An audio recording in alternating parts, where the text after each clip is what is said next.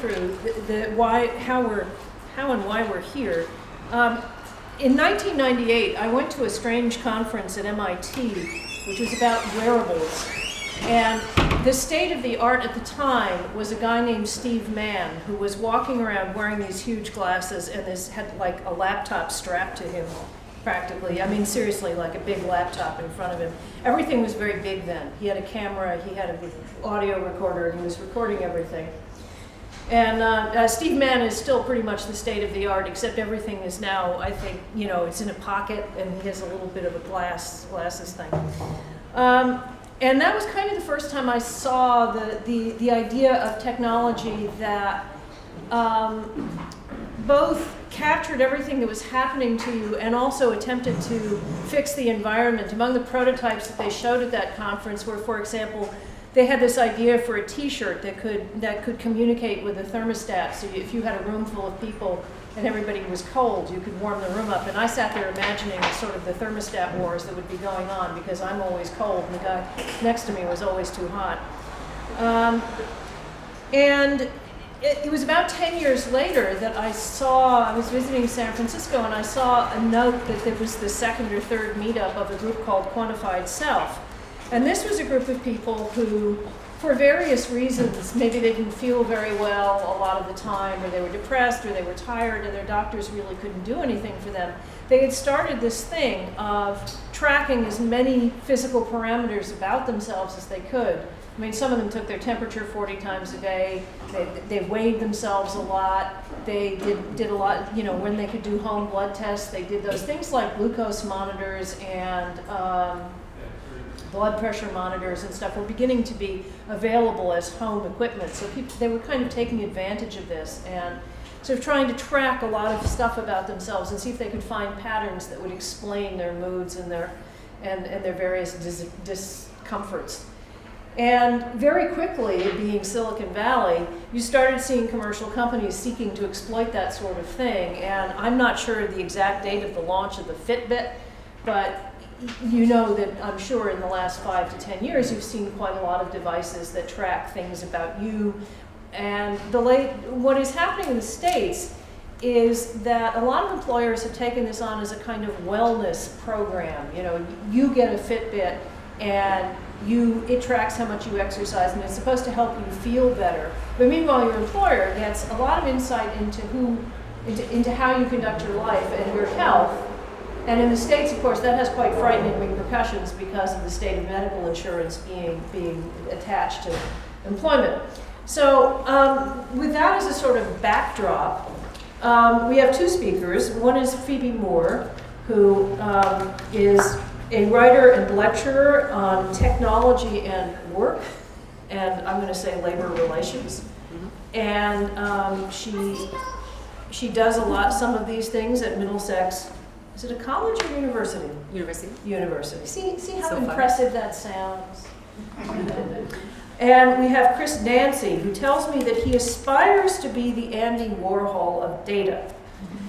But for the moment, he's just a mindful cyborg. And he will explain to you what that means, because I couldn't really say. So we'll start with Phoebe. Without further ado. Apparently sitting down makes noise.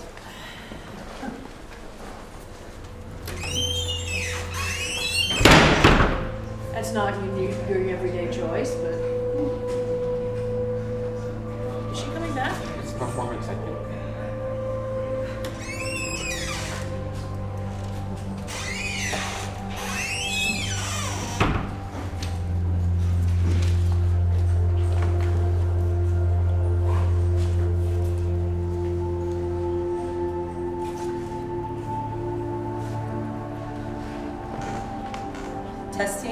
Testing.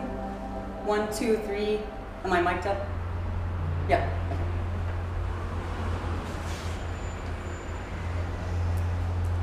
Since the early 20th century, my work has been monitored, measured, scientifically calculated. Time and motion studies has dictated my work.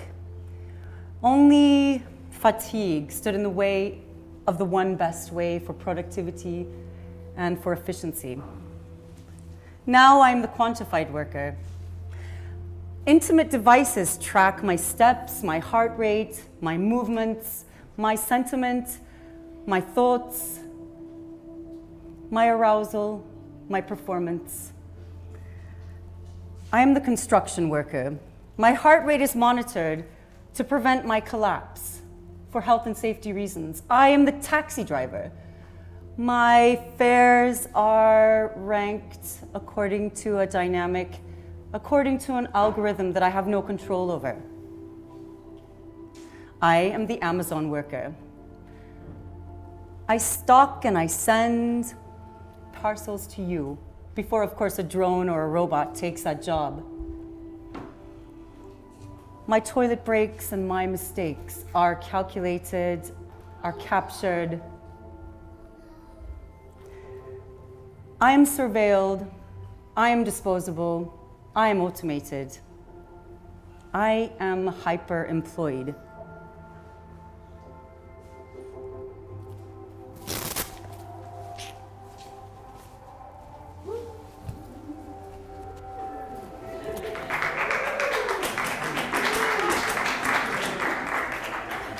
I am the office worker.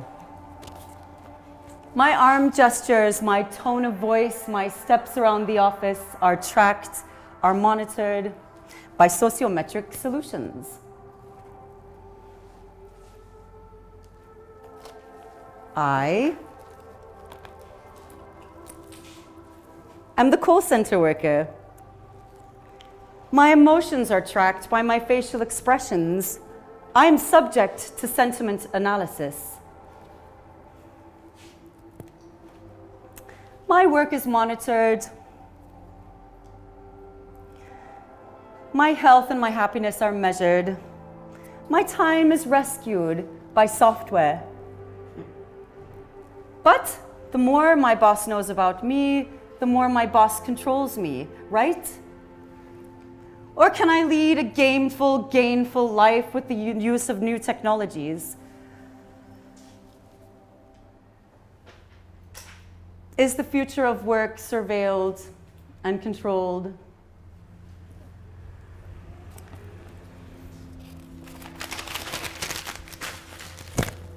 In the era of Industry 4.0, the biological, the physical, and the digital become blurred.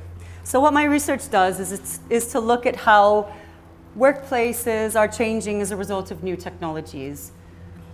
I'm looking at the psychosocial impact of this. I'm looking at the possibilities for violence, for the new hazards that are placed upon workers in this new world of work in ways that Taylor and the Gilbreths could have only imagined during scientific management.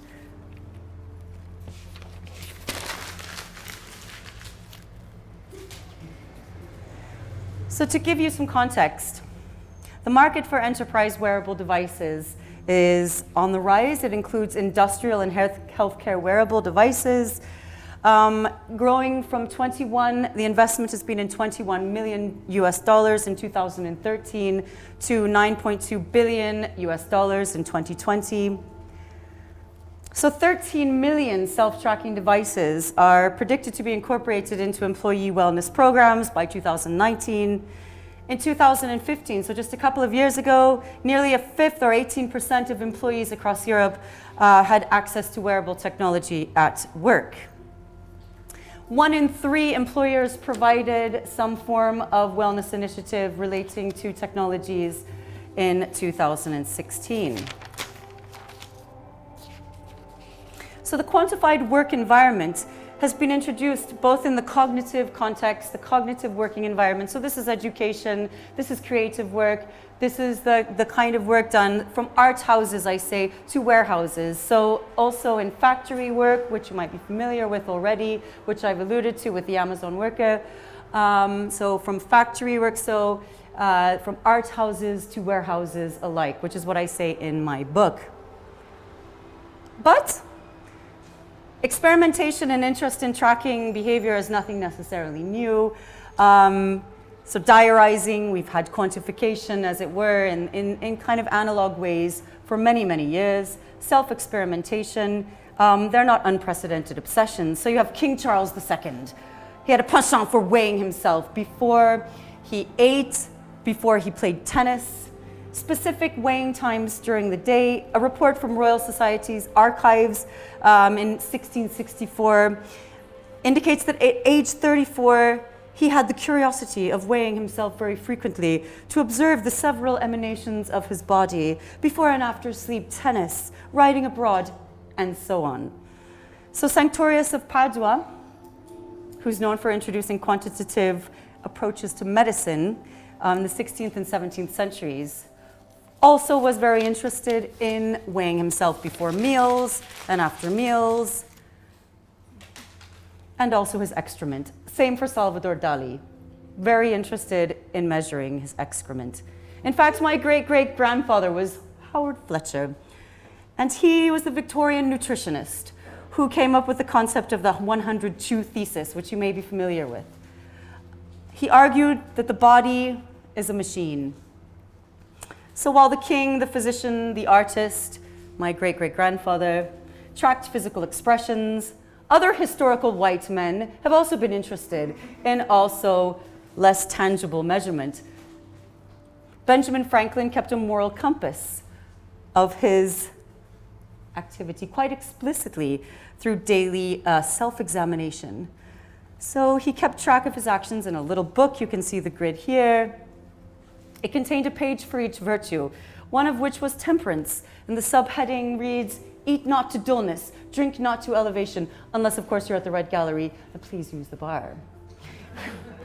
So a grid beneath his list of virtues, as you see here, so actually at the top you have Monday through Friday, it would be a little black dot indicating which day and how badly he had gone against his goals. So Buckminster Fuller, he was also quite an avid self-tracker, gave himself the nickname Guinea Pig B. And what did he do? Kept a scrapbook diary about his daily life and his interests and his ideas that went into his work. But humans in the 21st century have moved into a new series of fascinations about the body and also of tracking. So we're interested in knowing about our autonomic selves. This is seen to be largely out of bounds of what was knowable for the layman and woman's knowledge and understanding. Autonomic refers to the nervous self, the nervous system, as it were, the physiological self. And the way that I write about it is to talk about mind, sentiment, and body, which are less separable than Cartesian modernism would allow for. Autonomic means self-governing, comes from the Greek auto plus self plus nomos, or law. So these days, through intensive and long-term data collection, which is advocated, of course, by the quantified self movement that Wendy talked about, individuals have begun to pursue autonomic self-knowledge through self-optimization and through self-experimentation to improve ourselves. We wish to control, to modify, to regulate, and to understand ourselves more precisely through granular, quantified tracking.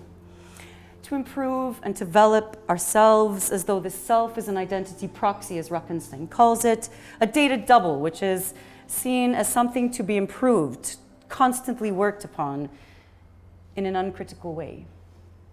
But as the machine, and this is what I argue, becomes increasingly prevalent in the workplace and central for human resource decision-making, as we are wage laborers in the contemporary moment, and as technology enters the employment relationship in new ways, we have to begin to ask questions. What is being measured? So what counts? And this is what my book does. What I talk about is the way that technology invades a very intimate space, an increasingly intimate space in terms of the human experience, and to identify unseen emotional and affective labor. The use of this data, of course, about this self that is generated through our work and our performances, which are, of course, tracked, which are made available through new forms of self-tracking and other tracking technologies, appears to be an emerging metaphorical social pact that's not been agreed by all parties involved. So I take a critical point about the questions around data, and we'll talk about this a little bit throughout the evening tonight, in terms of what you should have known about yourself and what you can know about yourself and what data and how the possession works and what's done with that data. So workers are asked to become self-experimenters and self-trackers while not also escaping precarity. You'll notice in the title of the book. So precarity has to do with the types of contracts that are available for workers, so our working conditions. This, if you think about it in the context of, for example, zero tracking, bogus self-employment, and the kinds of things seen in the gig economy. So while intensified employment relationships like these, as I identify them, involving actors, don't just arrive because of the new technologies themselves, data allows it seems that it allows a sort of a neutralization of working conditions, where we stop asking questions. It allows for potential acceleration of already, for example, existing hierarchies, intensification of work, which means speed up, which of course the unions were afraid of during the period of scientific management and Taylorism. So digitalized workplaces, as I talk about them, are located along this as a continuum from the virtual platform where algorithms determine what work is available, what work is taken away from you, and what kinds of competitions exist. For example, for Uber workers, the client-based relationship, who gets the work and who doesn't, again, determined by something outside of your own decision-making processes. It's called the algorithmic boss, supposedly by Sarah O'Connor, an excellent journalist who termed this. Or the individual worker who's either in an office space or a factory where our work becomes monitored, controlled, metrics are invented about how we work. And again, the potentials for our work either being intensified or aspects of our work being automated or eliminated altogether through automation. Okay, so to round up, humans are accustomed to being tool bearers. So what happens when the machine is the tool bearer? And when more precise decisions can be made on the basis of the data that is produced by such machines? Big data, people analytics, coming to an office space near you. Data is treated as a neutral arbiter, as a judge, which is prioritized over qualitative decision-making, and digitalized client-based relationships and key performance indicators are the types of mechanisms and tools that my book talks about. And again, thank you very much for coming. Thank you very much to Cybersalon for having us, and for the gallery, Red Gallery, and for Wendy for chairing, and for Christiansi for making his way here. And let's start the evening on that kind of note. Thank you very much.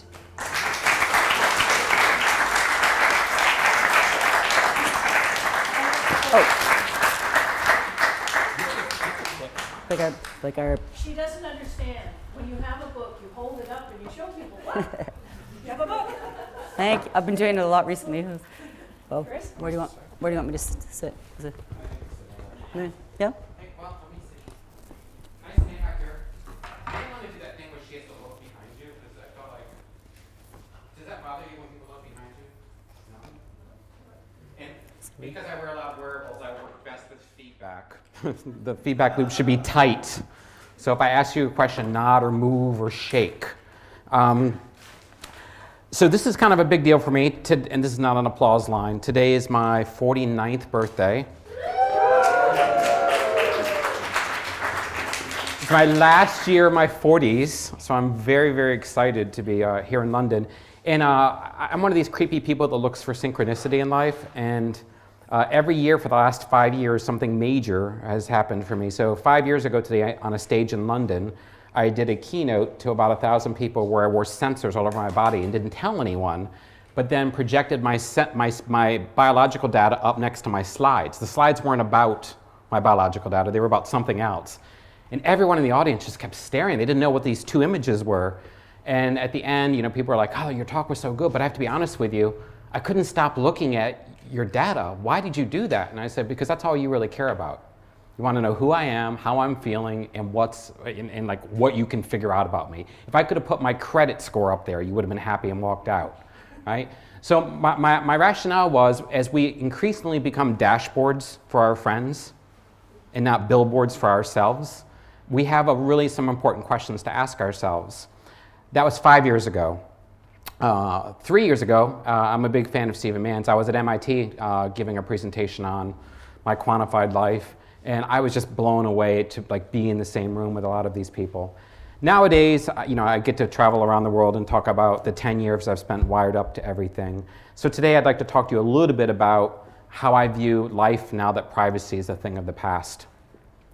One of the things I'm ashamed of and I think I find interesting is if you Google most connected, I come right up, like, most connected man. Now, interestingly enough, you used to have to Google the most connected man in the world in 2014. And then in 2015, you'd Google most connected man, and then last year you just Google most connected. So I'm aiming next year just to be most, because I think that is the best Google ever. But how that worked was I did an interview with somebody in 2013, and they called me the world's most surveilled person. And then I did something with the BBC later that year, and they changed surveilled to connected, and the rest is kind of algorithmic history. It's out of my hands. So every now and then I try to change it for Mindful Cyborg. What all that means was in 2008, I was super unhealthy. I spent a lot of time in front of computers doing SQL DBA work. If you guys know select statements and kind of pulling data from everywhere, that creepy guide you'd have to ask to create forms for. And I thought my entire life is a SQL database. And I need to create a view, that's what they're called in SQL, of my life. I need to pull the environment, I need to pull my social life, I need to pull my nutrition, and I need to select from these systems and pull them into my life. So I had to create this gigantic, robust system between 2008 and 2010 to drop my life into Google Calendar. And what all that meant was every time I did something from jump to raise my voice, an entry went into Google Calendar. If I spent money, an entry went into Google Calendar. So instead of having a day full of appointments, I had this massive life diary in real time. By 2011, I color-coded it, and by 2012, I'd created feedback loops. So if I became agitated or wasn't living a certain way, my lights would dim, or friends would call me and say, hey, we got an alert, are you okay? So instead of help me, I've fallen and I can't get up, it's help me, I'm drunk again. But the whole idea was at 320 pounds, 2 packs of cigarettes a day, on 4 different medications, my life was a mess at 40. And if I was going to spend all this time on technology, I wanted to extract that information. By 2014, it was an outrageous mess. I mean, I was slathered in sensors. They were all over my body, all over my house. I fracked my phone. So I jailbroke it and started pulling everything out from ambient light to ambient sound. I now wear an ambient sound collector so I don't have to use my phone, jailbreak my phone. I went through my house, and any system that I could break into, I break into and steal the data from it, and rerouted all the data simultaneously into Google Calendar in real time. So there was almost like a drain catch for my life. Nowadays, the data is really simple. You can go to data.chrisdancy.com. You can see my life in real time. You can see what I'm doing. I'm like the data version of the Truman Show. And it doesn't really help me much anymore because, to be honest with you, I learned how to treat myself. And I learned I wasn't such a monster. You don't get better by counting steps, you get better by taking them. And I had to count a lot of steps to become okay with just sitting down every now and then. So today I'd like to talk to you a little bit about kind of the quantified worker and life after work, because it's something that deeply disturbs me with how normalized we've made how we surveil each other. As Phoebe so eloquently did when talking through her performance, and I had no idea this was like an art thing. I know it's at a gallery, don't be mad at me. But I feel like I should have wore outfits and costumes, but I just, I have like $1,000 worth of gadgets on my arm. Does that count? So this is not really about the quantified worker, because everyone knows this guy gets tracked, and everybody knows that for him, I'm still going to turn around and look, he is running around there. This is somebody who I was following for a long time. He posted his screenshots of his health care to Reddit. So he worked at Amazon, and he would post how much Amazon was overworking him. So he was using his data to actually justify that he was being abused, which I thought was genius. A year later, he posted on Reddit he wasn't working there anymore. He'd been laid off because these things were running around grabbing his same orders, and they don't post their data onto Reddit and complain. And then my talk's also not about this lady who's a bank teller who complained. Just recently I was in talking to my bank teller, this is not her, and I said, I need to get some money. She goes, you can go to the ATM. I'm like, yes, but I'd like to get some money from you. But it's so much easier if you go to the ATM. And I just thought can't you see you're asking me to leave the work? You need this job, don't you? I mean, it was just mind-blowing. It's like the first time in 2006 I saw a taxi driver using a GPS. It's your only job. Your only job, right? It's like parents who use surveillance camera. You're a mother. You are supposed to surveil, right? But I understand life is busy. We don't need that. But, she had her job outsourced to the ATMs. And ATMs, of course, outsource their jobs to contactless payments. And as we know from a month ago, now pizzas will be delivered to you in autonomous cars. Now, my talk's about these people. My talk's about the white-collar workforce that's being displaced that got Donald Trump elected.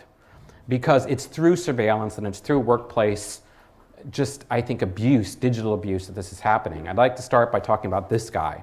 You know, Steve Jobs famously said that people don't know what they want until you show them. So, of course, we have almost a decade of Steve Jobs showing us things he wanted.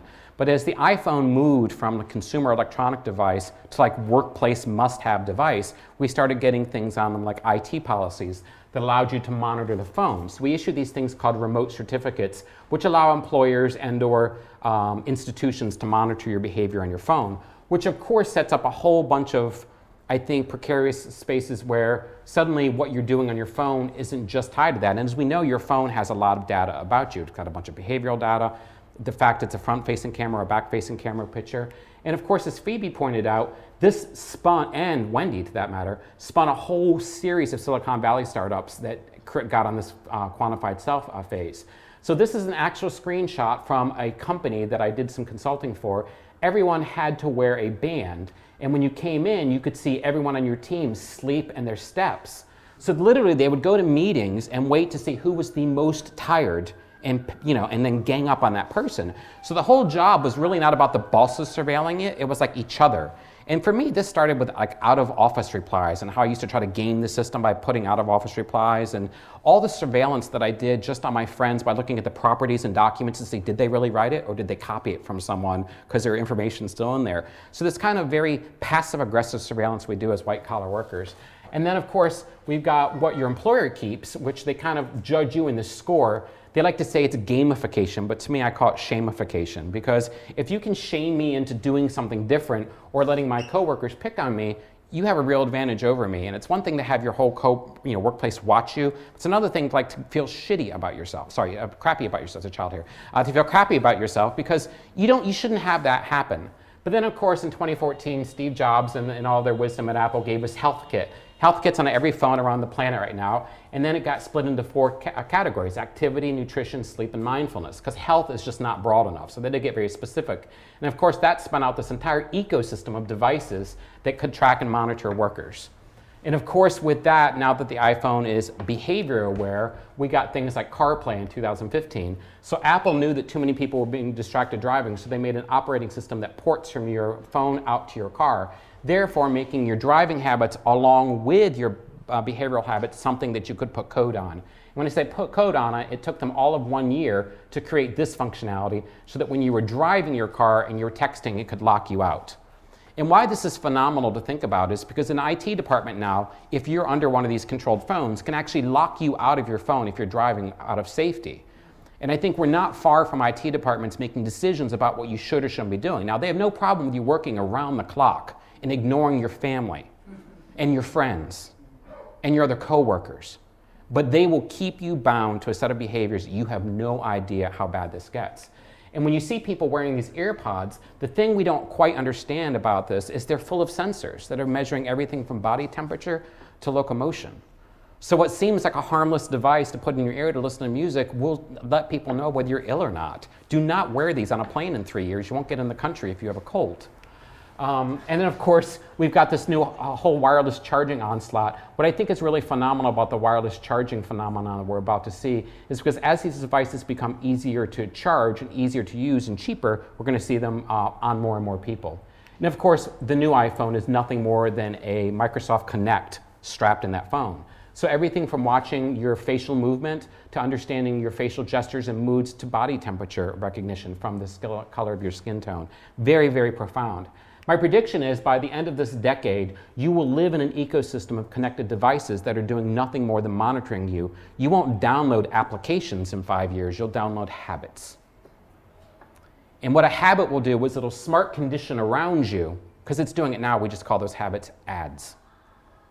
And you will slowly be able to change. As someone who was 300 pounds and a smoker and a bunch of other things, I'm not that person anymore. I created my own sets of habits.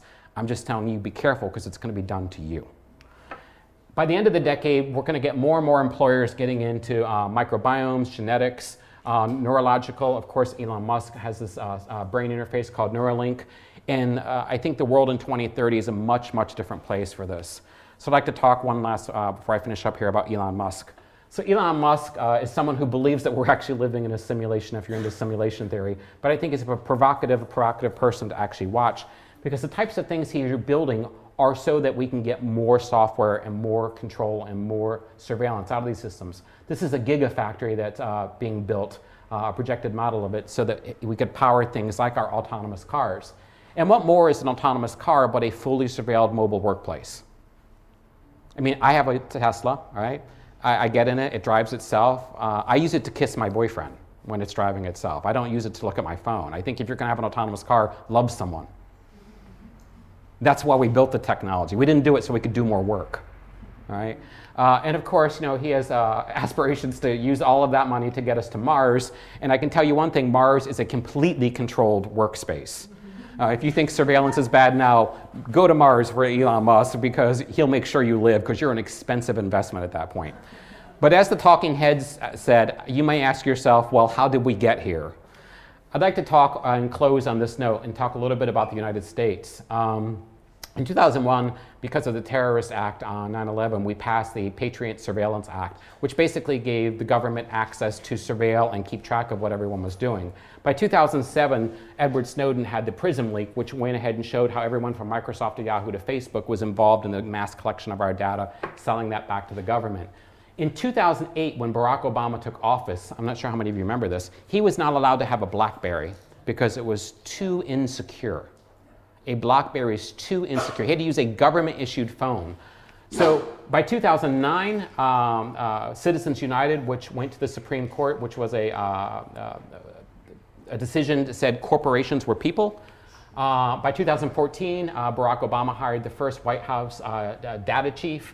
By 2015, the same man who 7 years ago couldn't have a BlackBerry now sported a Fitbit.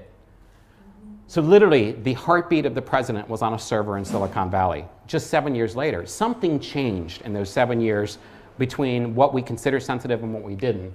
And we know that in 2016, Apple and the Department of Justice went at it to try to have access to jailbreak phones so they could get information from terrorists. And of course, Apple said, no, we won't give you that information. And the United States government said, okay, we'll try to figure it out. But see, Apple does give away that information. It gives it to developers. See, because Apple will sell you all day long to someone who's coding. The whole startup scene is based on how much can we pimp out you and your family to the rest of the world. Like, they won't give it to the government. And I'm not saying the government should have our data. I'm just saying we need to think carefully about all the people sitting around in coffee shops with access to our lives, and less carefully about the maniacs running our countries. Because when your entire life is a software platform, you're going to run into some real challenges. There's an old saying that if something's free, you're the product. But when everything's free, your life is the platform. And you do not want to be human as a service. I've done it, it sucks. I'd like to close with this. In the United States right now, we have about $48.5 billion in cash. We have about 320 million people. We have embassies in 307 countries. We have a public health record system, a public cash system, and a national broadcast system. Not bad for the most powerful nation in the world. But I want you to think about this. If Apple were a nation, it'd have 5 times the cash. It would have 3 times the people. It would probably fall short in the number of countries it was represented in. But they have an international health record system, an international cash system, an international broadcasting system. If Apple were run by someone in the Middle East, we'd call it a terrorism unit. But because it's run by a homosexual in Silicon Valley, we're okay with it. And I think we need to be really honest about the world we're getting ourselves into, because I think it's more ugly than we realize. Because what happens when technology platforms become more powerful than the institutions that we all live in? We get this. He's a living hashtag. Changes from day to day, got elected because of power. 140 characters at a time. Amazon's about to launch a bunch of stores in the United States so you can walk in, you don't have to pay, you don't have to talk to anyone. You never see people talking to each other. Well, you can get your food and walk out. Very convenient. Super lonely though. See, I think we need to stop solving these trivial problems for just a few of us here in the population and start solving the big problems for all of us. I really appreciate you guys letting me talk and rant. Be good to each other.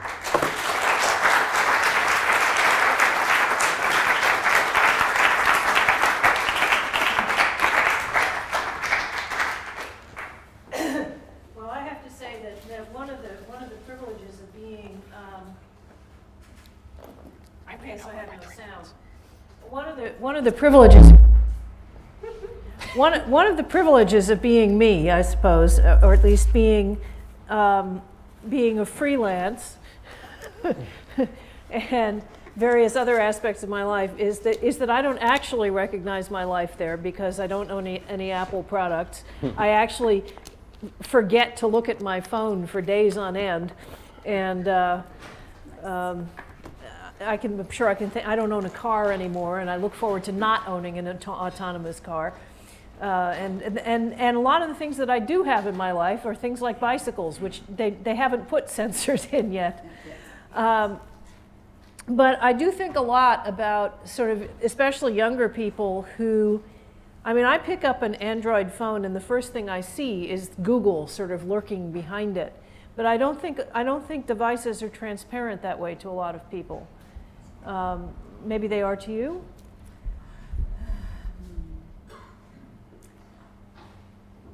Are you conscious all the time when you like go to a website or when you look at a device of the advertisers and people tracking you? Oh yes, you're asking a question about consciousness. I think that's an important one, because that's, I think, that's the space wherein we have, I think the political side really plays a role, because I think over time, if you look at the kind of moments in history where technology, and weirdly enough, one of the things my book does, Give me that book. Thank you, Chris.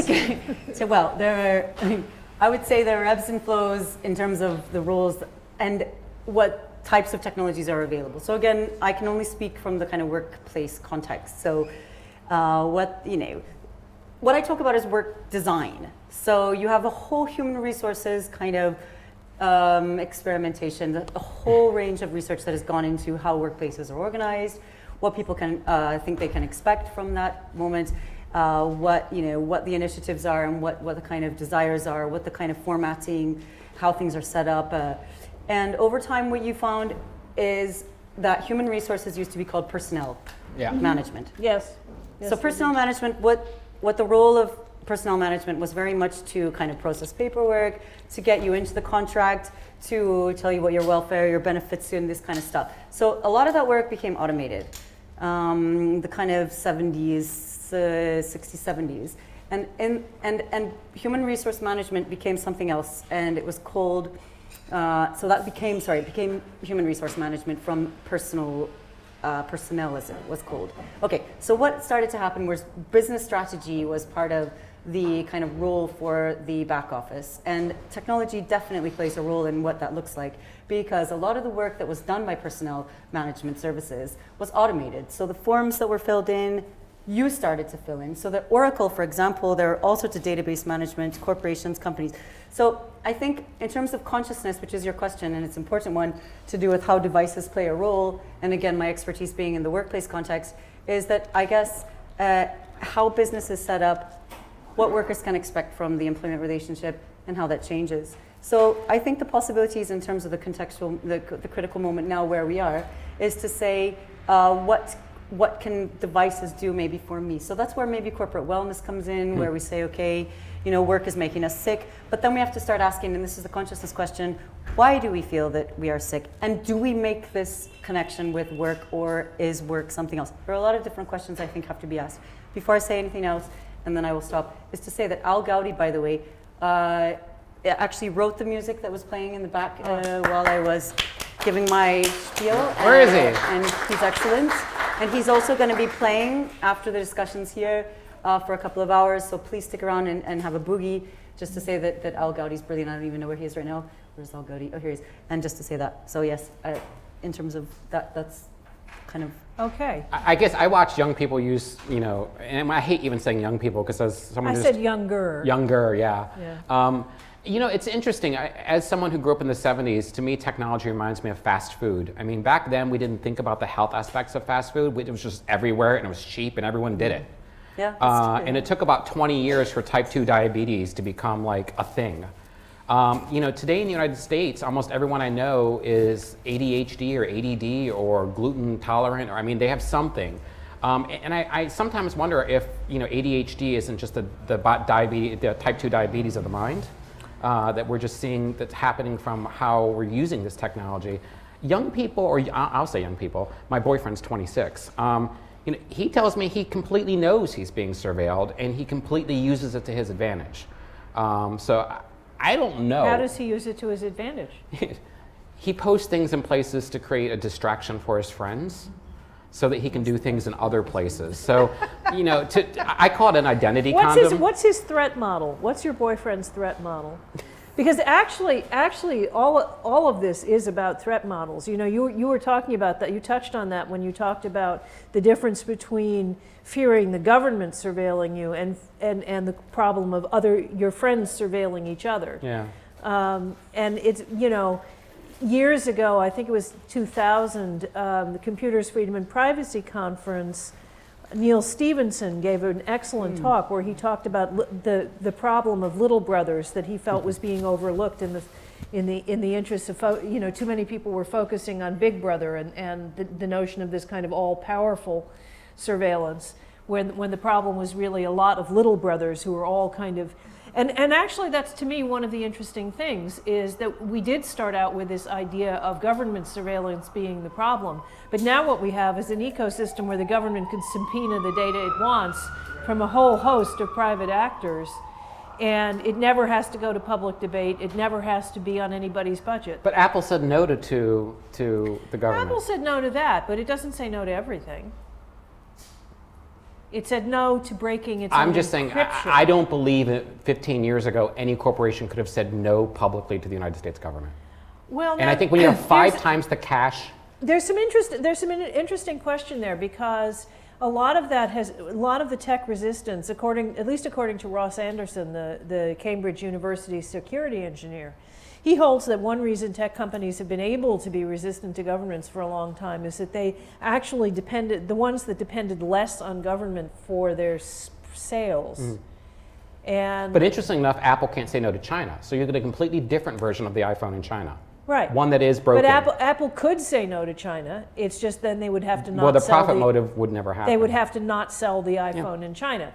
And I think that's the difference, is that they felt that they could get away with it and still be in the U.S. market. Now, one of the interesting questions I think that the UK faces with Brexit looming is whether the UK is actually going to be big enough to have any leverage to exert over companies like Facebook and Google, because the UK is now going to be a small country. Well, a smallish country. Yeah.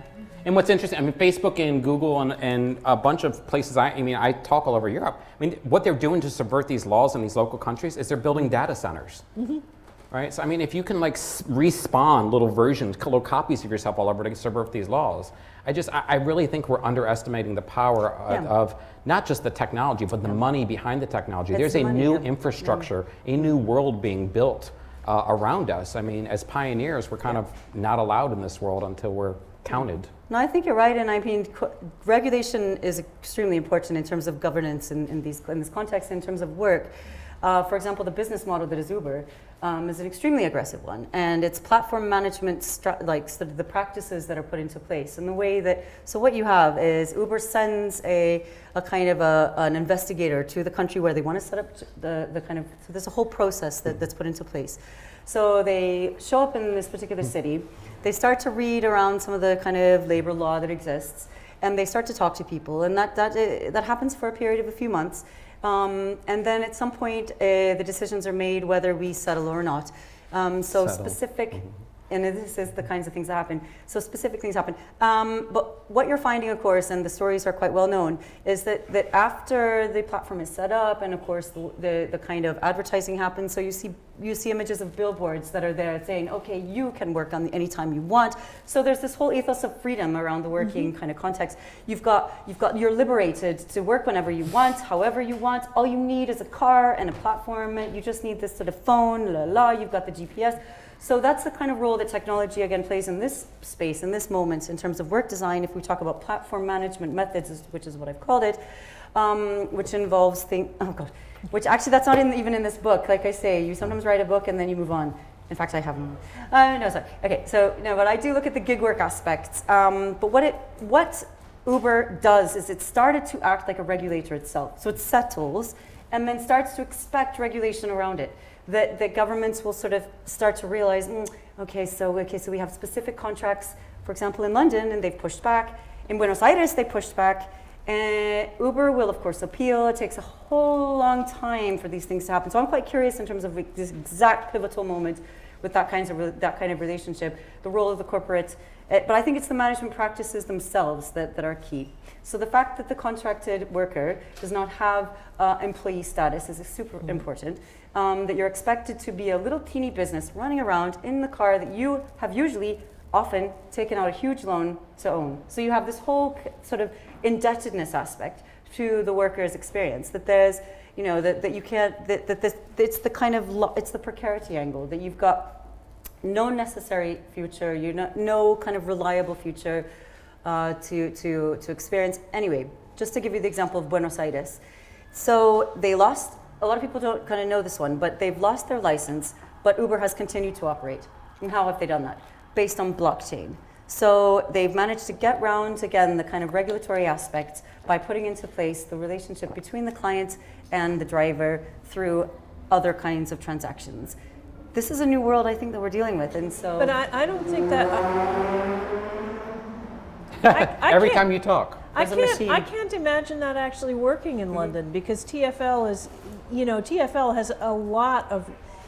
there's a journal or a magazine or something called London Reconnections, and the guy who edits it writes a mean editorial, and he has all these facts. That's something coming from you.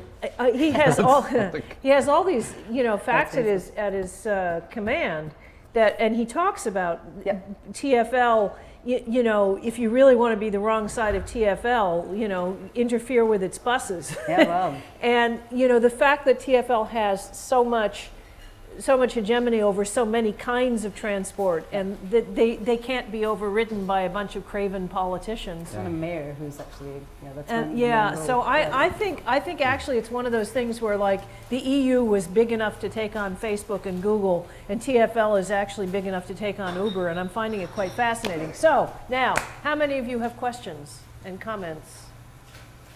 Okay, well, we've got a few to start with, so how about you right there in the dark? Yeah, if we can get the mics. Do we have a mic we can toss around to people? Sorry, you'll have to shout. Tears for Fears, shout. Stand Too up soon? and people will hear you better. I'm such an 80s kid. You're such an 80s kid. Yeah, thank you very much. Fascinating. And I'm interested about this scenario of this dictatorship.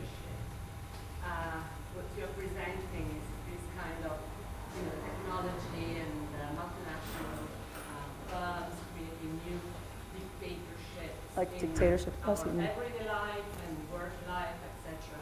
And these horrendous scenarios. And I kind of would like to know from you how you think workers and people can subvert this way of using technology in the hands of the capitalists, effectively, because this is what they are, and how politics, from your point of view, in the old sense of politics as negotiation, you know, between different sets of people, etc., can start taking place back through the use of technology, both in the workplace and in relation to our social interactions. Should take a few questions. Should take a few questions first. Should take a few and then deal with them. Okay, Should take a well, few. Oh, yeah, I see what you're saying. We could take a few questions and then. yeah, okay. There was somebody over here. Yeah. I think they're going to answer your question. They're just pooling them because it's inefficient for us to go back and forth. Yeah, no, See how he's right Thank that you. it's We'll good to quantify. take a group of questions. So the Uber example is very interesting to me. I'm a transport planner. Yeah. I can say that in aggregate, the effect of things like Uber is actually very beneficial in terms of making transport available to non-car owners, reducing the amount of car ownership, encouraging ride sharing, and so forth. There's huge socioeconomic and environmental benefits to this. It's really, really non-trivial. At the same time, Uber itself as a company is incredibly predatory and nasty and all this stuff you have a problem with is true. So what I wonder about is, are there models that allow for that kind of business and the data exchange that's necessary for that kind of business without the predatory capitalism aspect of it? Sweden, for example, I think has recently passed a law talking about how ride-sharing systems need to be operating on a public platform, basically, but that within that public platform, people can do what they want, essentially, and so you get the benefits to the entire populace. Is that a viable model, or is it just not possible to trust social mechanisms enough to do that? Are the problems intrinsic in the aggregation of the data, or are they intrinsic in the ownership of the centralization of the ownership? Or you see where I'm going? Yeah. And maybe there was somebody else over in this area somewhere in the back, was there? Is there a third hand? There. I have one question on the, in your initial demonstration figure, the types of technology, the 3 or 4 different monitoring technologies you demonstrated, unless I was looking at, seem to come from larger corporations. So it takes took quite a bit of effort for Amazon to first get all of its body monitoring kit. And clearly it's a non-trivial, has been a non-trivial task to scan and get perception analysis of people sitting in call centers. Where do you think the break is going to go down? I know probably both of you can talk about this. The break has come to consumer devices and the data of those consumer devices. I'm imagining, kind of like Wendy, being a freelance, there's not that level of technology. I don't encounter it because I don't go to a company. Is that a company of small business? Is it going to be 50 employees, 150 employees, 10,000, 50,000? How far down the chain of employment is this massive array? How expensive is it to get set up? How costly to become abusive? How much does it cost to become abusive? You know, your comment about Uber interests me because I mean, nobody required Uber to be as predatory as it is. Nobody required Uber to create gray ball software. If you don't know what that is, it's actually software that seeks to identify regulators and keep them from using Uber cars so they can't compile a dossier with which they could prosecute the company. And I mean, you know, the fact that, I mean, that's VW level cheating. And it's only, and Uber is a lot younger company. So, do you guys want to pick something and respond to it? Well, I mean, the 2 questions, I mean, the 2 things I heard was like, I like the idea of how will it get lower faster, because you're right, it's a high bar to entry for a lot of these advanced systems. And then Sweden, I've spent all my time in Sweden lately. Sweden is like the world's best time machine, because America sleeps till 2 p.m. and then half the year it's dark and then half the year it's light. So it's like this gigantic, I love it. And then the other thing was about Uber and how do we subvert the system and the governments and things like that. So a lot of times the tech companies are aware of the problems that are coming that challenge their viability. They're almost organisms in that way. And if you look at what a lot of the tech companies are pivoting to in the next year or 2, and I'd say it started about a year ago, we'll see that microtransactions and micropayments are really big. Apple Cash will be out next month. That's peer-to-peer cash payments. So they understand now, and a lot of Uber drivers will say, hey, just if you need me again, here's my number, right? So there is a going around the system that's happening. And I think where we're seeing the advances in financial technology is because of this. It's in response to people undermining that system. The other thing I think that's really telling about how these systems are being subverted is Apple this year just allowed access to their near-field communication chip. So it's the chip that allows you to see things close up to you. They had blocked that until this year. They literally waited until like they couldn't anymore.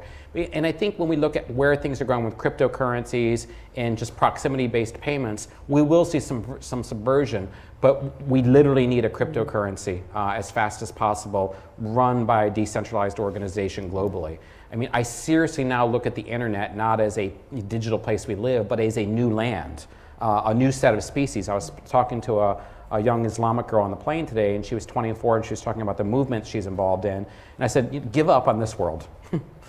Build something there, maintain every part of it, and in 30 years from now, children will be able to go there and be safe.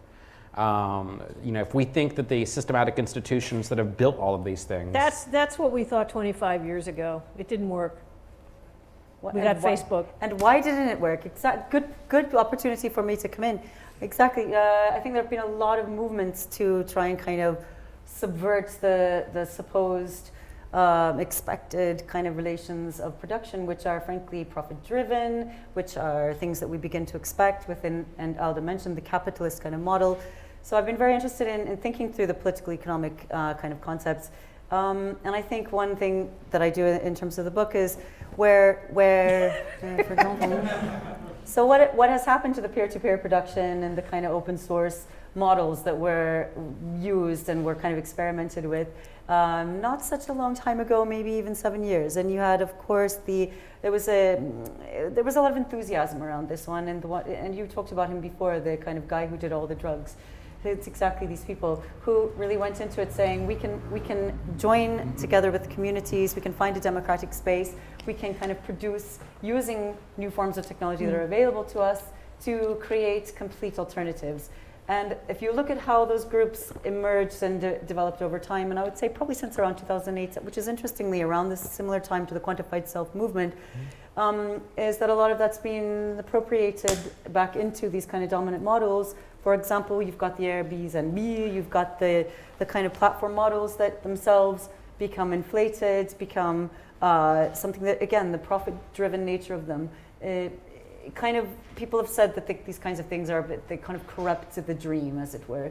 And are we going towards something and toward, if you want to talk models of capitalism, something that Femia talks about is the decadent model. Well, I've got the next one, which is barbarian, because what I think we're dealing with is almost to the point where people are going to food banks now, right? We have a very high rate of unemployment, even where you see socially the kind of countries where employment is rising. They're based on these other kinds of models, again, like I talked about during my presentation, 0 hours contracts, and what's defined as employment. So I think it's really important to remind ourselves of the kinds of social movements that have created hope, like the peer-to-peer. But I think that's one of those things, isn't it? That you know, everybody in the 60s really honestly thought that they were going to end war. Absolutely. I mean, you know, there were a lot of things that people really thought were achievable. I thought abortion rights were settled in 1970. Yeah. And here we are in 2017, and women in Texas, women in Indiana can't get one. You know, they may have the right, but they can't access it. And you know, in this, there is this pendulum that swings throughout history, and that's why I think, you know, I think actually personally, I would have said to the woman in Iran that it made sense to work for a physically safe place, because there's no such thing as being digitally safe but physically unsafe. I try not to separate the two in that context, but I do feel more digitally safe than most people, personally. Well, I mean, I'm the most exposed person I know, but you know, as an active homosexual in the 80s, you know, by being super exposed, you learned where the dangers were. Well, sure, but I mean, I guess I was thinking of Bruce Sterling, who used to talk about, you know, virtual reality, and you know, while you were subsumed under your headset and so forth, somebody could break into your house and kill you with a baseball bat because you just wouldn't, you wouldn't be tuned in at all to your surroundings. Even while you're watching Mark Zuckerberg in a flood.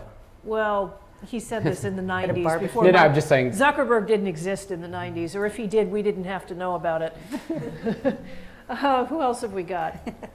Okay. Yeah, this is for the three of you. Have you come across any other communities, any other peoples that are working on the opposite side of everything that you're thinking about studying, in the sense that they're going away from the technology, or in fact, All right. I like the parallel of the human body and the machine. I mean, the human body is a machine, but here we are trying to kind of figure it out with our technological advancements and things like that. Maybe going back to the 60s, have you come across another, because I have come across certain things on the internet, having access to it, that have been very interesting, and something about the human mind, and actually telekinesis and brain reading and all kinds of stuff, that is not so much of the paranoia aspect, but more of the bigger knowledge. And of course I come across something that says that the more technology, radio, phones, electricity, different things you put closer to your body,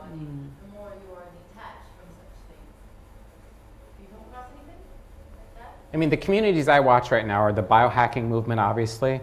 You know, they're like second, and these are fringe communities around this. So the biohacking community is a fringe community that extends all the way out to transhumanists, who extend all the way out to the H+ers, which are human plus, which then end up in the singularitarians who are just waiting to be uploaded. You know, Kurzweilian porn. And if you follow that back the other way, you get the Sherry Turkles who believe that technology are killing us because there's no authentic conversations anymore.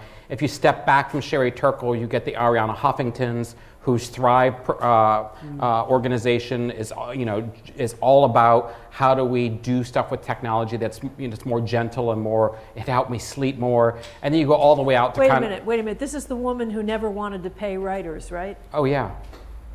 No, watch, I'm telling you right now, if you want to watch someone, watch Arianna Huffington in the next 3 years. She is the female Elon Musk.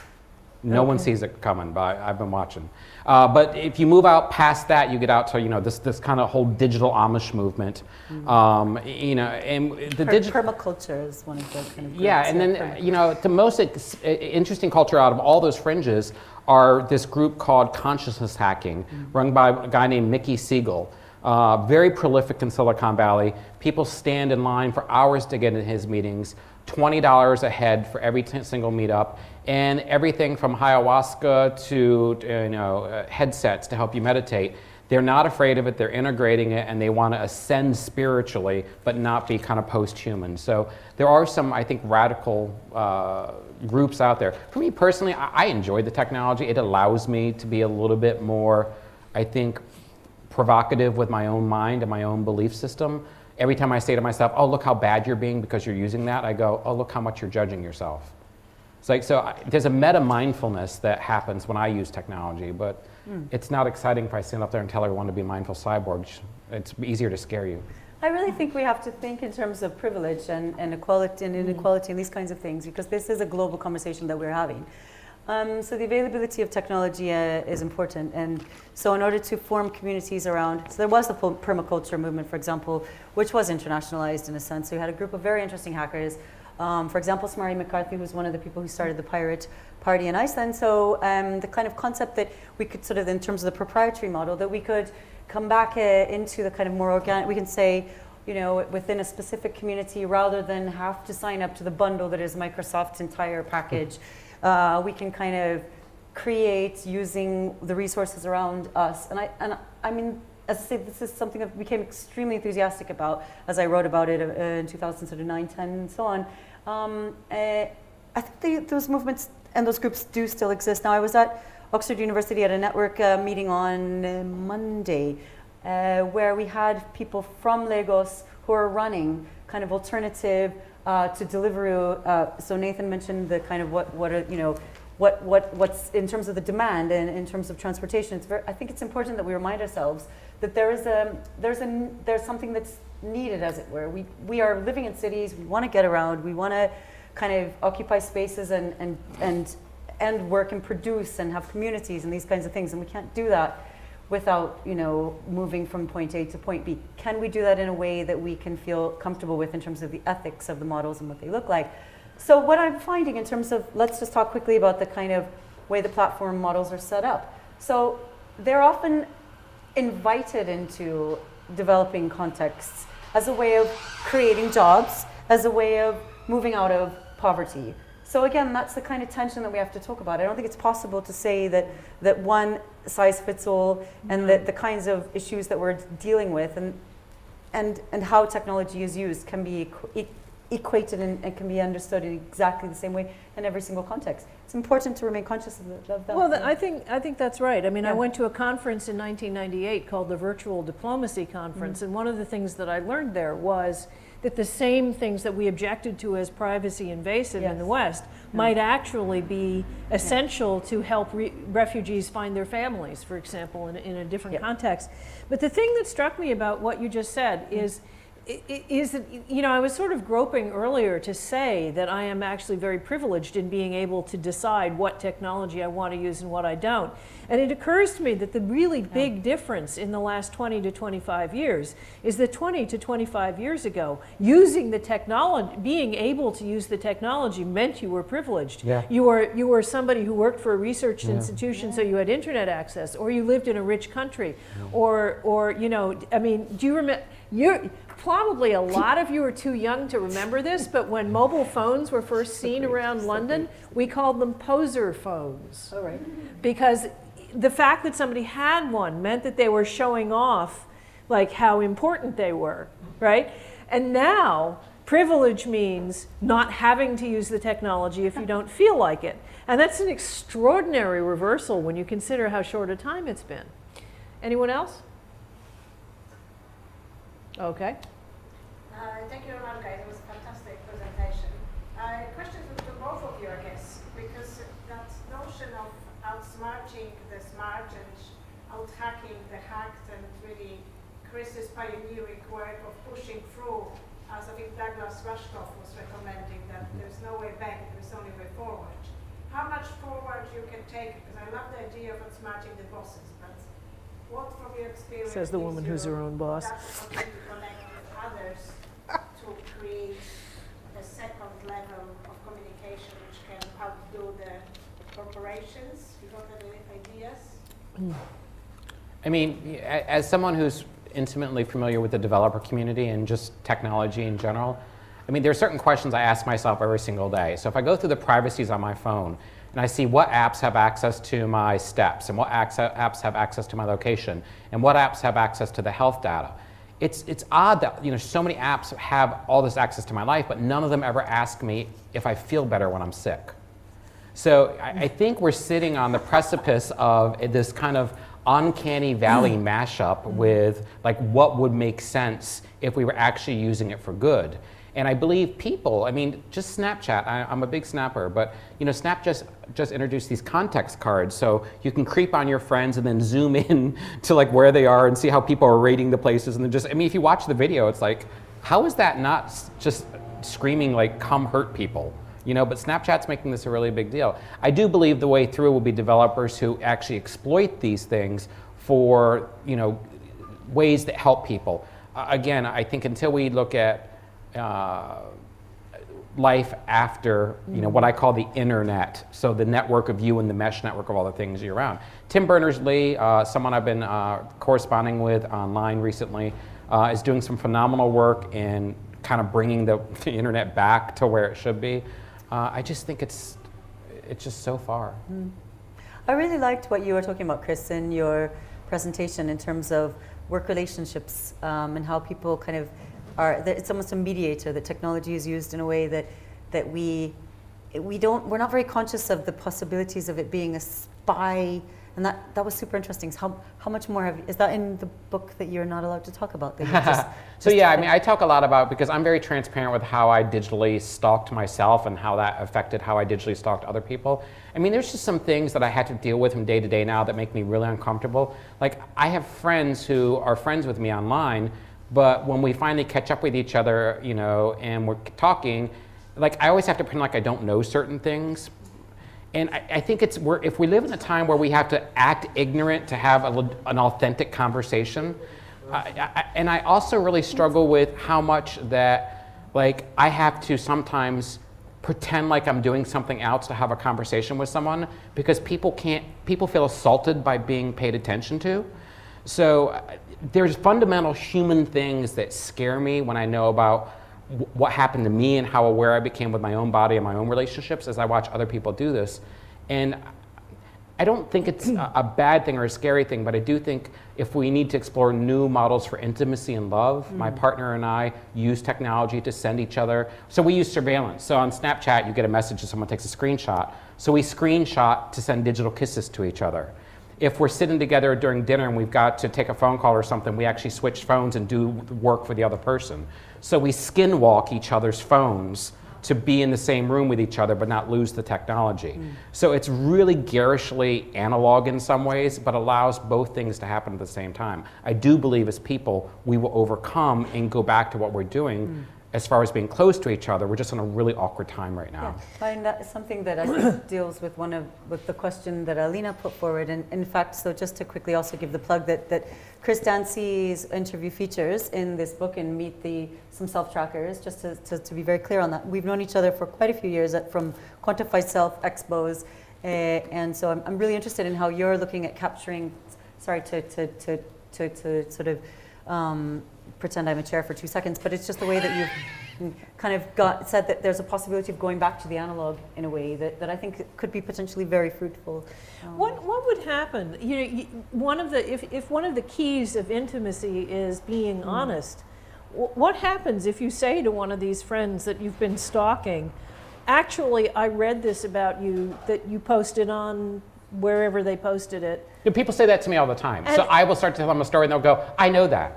Right. I know you're. But you're saying that Nate, you this actually is have really to hide different from some of the people Yeah. you know. No, I things don't that you divulge know that about them. Okay, so But what would happen if you just told them? So if I just cut someone off and said, I know this you story, don't cut them please don't off. waste my time? No. Well, Come on, people. I mean, is anybody alive? no. That's the sort of thing I would say. Yeah. You might say, actually, I saw that you posted that story. Yeah. In my experience of Facebook, which I am completely off of now, And I can really just say enjoyed that? it at the time, Yeah, but yeah. hearing you tell it now. But I mean, what would happen if you admitted that you knew these things? I That's all have was trouble asking. admitting that, and maybe it's just my age or just the way I was brought up. But when someone tells me something, I feel like I owe them my attention and to understand it as if it's the first I time. didn't suggest you cut them off. I thought I was. No, I'm just meaning, like, you asking me, why don't I just politely say, I saw that when you posted it online? I think it's fine. In fact, to be honest, one of the reasons I came off Facebook is that when you talk to people, they feel insulted if you didn't read their I have that too. I mean, it's like, updates. you're like, aren't you binge watching my life? Yeah. No, I'm binge watching mine. It's not the only reason. Okay, I was really trying to get at something else. We'll Okay. skip it. That's interesting that that's your experience. Ava, Have you been following One me? quick question, I'd like to know, in your interview in Phoebe's book, you mentioned that your people at work,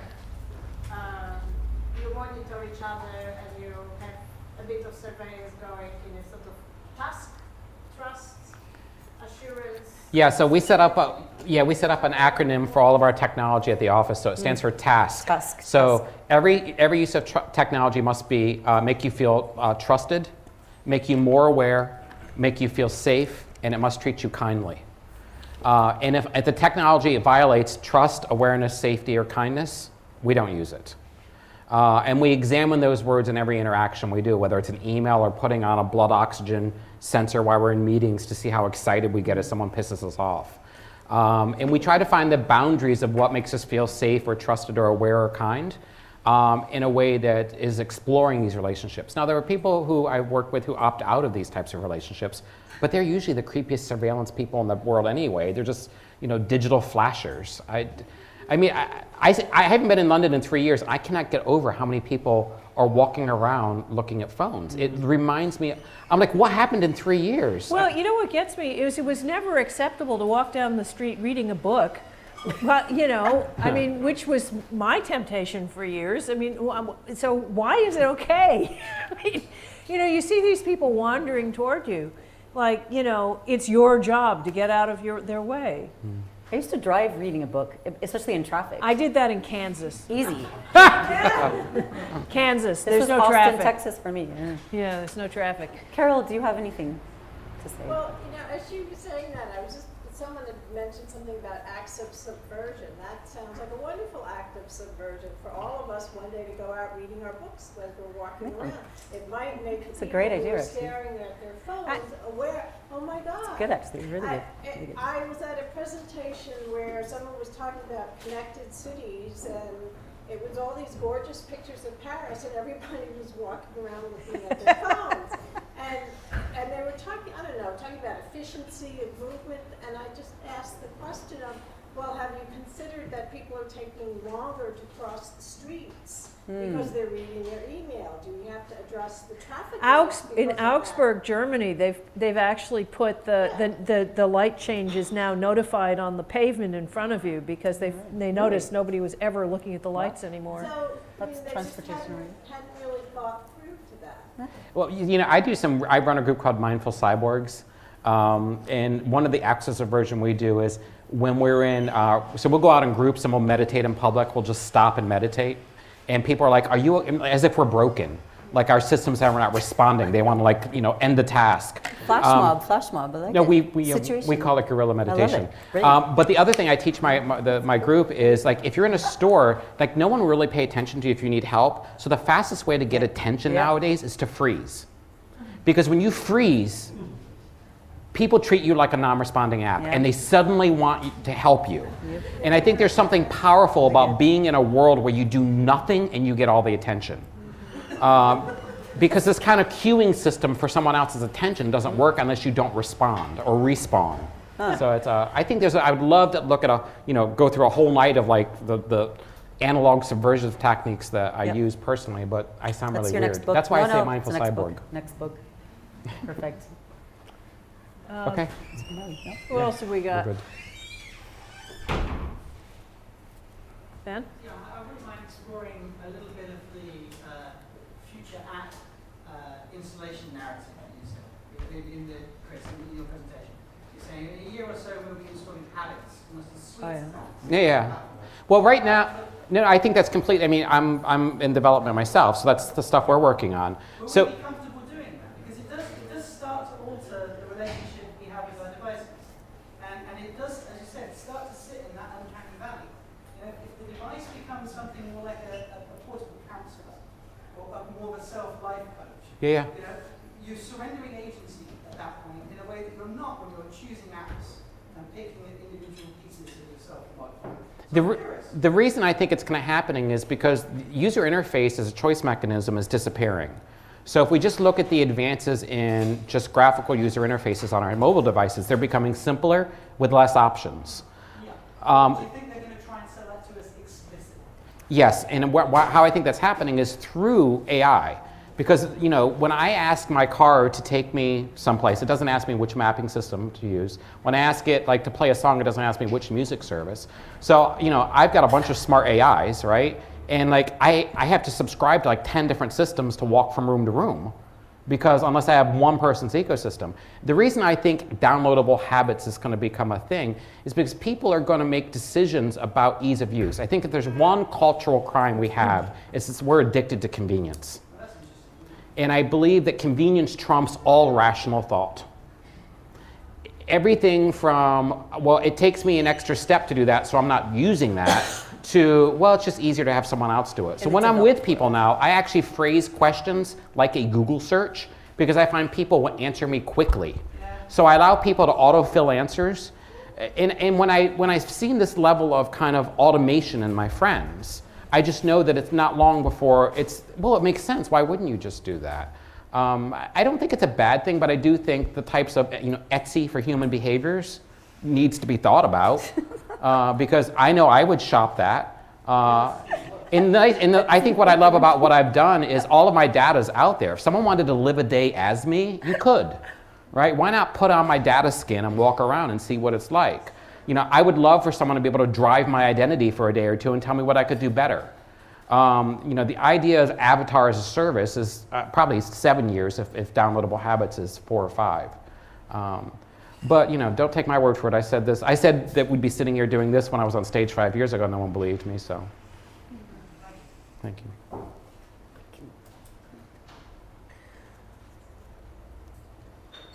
We need to go on. We can finish. What time were we supposed to finish anyway? 8. Oh, well, it is 8, actually. I'm just trying to, Oh, is it? This explains a lot to me. I spent a lot of time as a folk singer, and I remember seeing Jean Ritchie, the great Kentucky singer, at a concert once, and she had with her her dulcimer. If you don't know what a dulcimer looks like, it's kind of this kind of shape, and it has friction. The old ones have. Mostly they're handmade and they have friction pegs. And so you need to have a certain technique in order to tune it. And she was tuning her friction pegs, and she said something about sometimes it's good to take longer to do something. Yeah. And you know, yes, she could have gotten geared pegs like you have on a guitar, and it would have made it easier, and they wouldn't slip back and so forth. But she liked the old ways. Yeah.